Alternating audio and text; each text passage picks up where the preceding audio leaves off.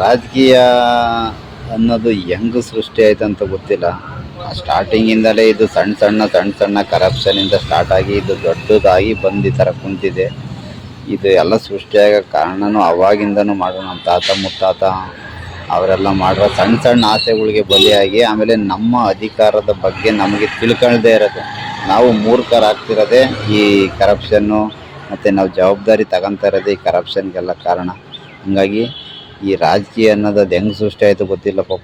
ಇದರಲ್ಲಿ ಹೆಂಗಂದರೆ ನೋಡಿ, ಈ ಪೊಲಿಟಿಕ್ಸ್ ಎಷ್ಟಿದ್ದಾರೆ ಅವ್ರಿಗೆ ಮಾತ್ರ ಇದು ಚೆನ್ನಾಗಿ ಅನುಕೂಲ ಇದೆ. ಜನಗಳಿಗೆ ಅವ್ರು ಎಷ್ಟಿದ್ದಾರೆ 224 ಅಮ್ಮಮ್ಮ ಅಂದರೆ 1000 ಜನ ಇರ್ಬೋದು ನಮ್ಮ ಕರ್ನಾಟಕದಾಗೆ.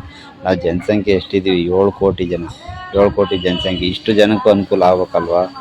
ಹಾಗಾಗಿ ಈ ರಾಜಕೀಯ ವ್ಯವಸ್ಥೆಯಲ್ಲಿ ಬರೀ ಅಷ್ಟು ಜನಕ್ಕೆ, ಬರೀ 1000-2000 ಜನಕ್ಕೆ ಮಾತ್ರ, ಪ್ರತಿನಿಧಿಗಳಿಗೆ ಮಾತ್ರ ಇದು ಅನುಕೂಲ ಇದೆ ರಾಜಕೀಯ ವ್ಯವಸ್ಥೆ. ಹಂಗಾಗಿ ನಾವು 7 ಕೋಟಿ ಜನ ಮನಸ್ಸು ಮಾಡಿದರೆ ಅವರು ಬರೀ 1000 ಜನ ಎಲ್ಲಿ 7 ಕೋಟಿ ಜನ ತೀರ್ಮಾನ ಎಲ್ಲಿ.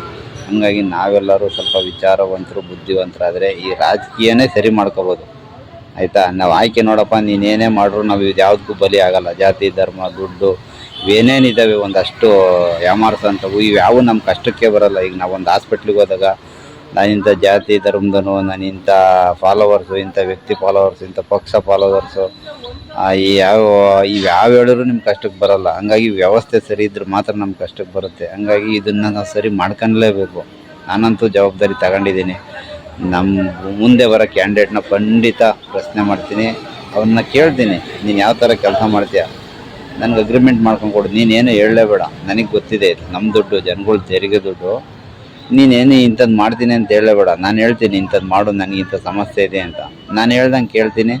ಆಮೇಲೆ 6 ತಿಂಗಳಿಗೆ ಒಂದ್ಸರಿ ಆ ಒಂದು ರೈಟ್ ಟು ರೀಕಾಲ್ ಮಾಡ್ತೀನಿ, ಮತ್ತು ಸಂಬಳಕ್ಕೆ ಕೆಲಸ ಮಾಡ್ತೀನಿ ಅಂತ ಒಂದು ಅಗ್ರಿಮೆಂಟ್ ಮಾಡ್ಕೊಂಡು ಕೊಡು, ನಾನು ವರ್ಕ್ ಮಾಡ್ಕೊತೀನಿ ಅಂತ. ಖಂಡಿತ ಈ ರಾಜಕೀಯ ವ್ಯವಸ್ಥೆ ನಾವು ಸಣ್ಣ ಆಸೆ ಬೇಜವಾಬ್ದಾರಿಯಿಂದ ಸೃಷ್ಟಿಯಾಗಿರೋದು. ನಾವು ಜವಾಬ್ದಾರಿ ತಗೊಂಡ್ರೆ ಸಣ್ಣ ಆಸೆಗಳೆಲ್ಲ ಬಿಟ್ಟು, ಯಾಕಂದರೆ ತುಂಬ ಅನುಕೂಲ ಆಗೋಷ್ಟು ದುಡ್ಡು ಇದೆ ಗೌರ್ಮೆಂಟಲ್ಲಿ, ನಾವೇ ಕಟ್ತಾಯಿದ್ದೀವಿ ಟ್ಯಾಕ್ಸ್ ಕರ್ನಾಟಕ ಜನಗಳು. ಇದೆಲ್ಲ ಅನುಕೂಲ ನಮ್ಗೆ ವಾಪಸ್ ಪಡಿಬೇಕಂದ್ರೆ ಈ ರಾಜಕೀಯ ವ್ಯವಸ್ಥೆ ಸರಿ ಮಾಡಬೇಕಂದ್ರೆ ನಮ್ಮ ಮನಸ್ಥಿತಿಗಳು ಸರಿಯಾದರೆ ಖಂಡಿತ ಈ ದೇಶ, ಈ ರಾಜಕೀಯ ವ್ಯವಸ್ಥೆ ಪ್ರತಿಯೊಂದೂ ಚೆನ್ನಾಗಿರುತ್ತೆ. ಪ್ರಜೆಗಳಿಂದ ಪ್ರಜಾಕೀಯ, ಪ್ರಜೆಗಳಿಗಾಗಿ ಪ್ರಜಾಕೀಯ, ಪ್ರಜೆಗಳಿಗೋಸ್ಕರ ಪ್ರಜಾಕೀಯ, ಮಟ್ಟ ಹಾಕಲು ರಾಜಕೀಯ, ನಮ್ಮಿಂದ